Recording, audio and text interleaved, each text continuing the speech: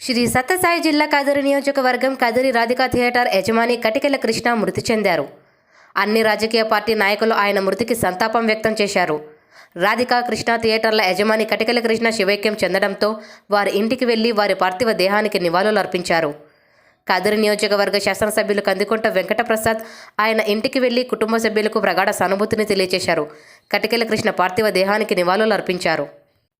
కటికెల కృష్ణ ఎక్కడున్నా ఆయన ఆత్మకు శాంతి చేకూరాలని, భగవంతుడు వారి కుటుంబాలకు మరో ధైర్యం కల్పించాలని కందికొంట వెంకటప్రసాద్, అన్ని రాజకీయ పార్టీ నాయకులు తదితరులు భగవంతుణ్ణి ప్రార్థించారు.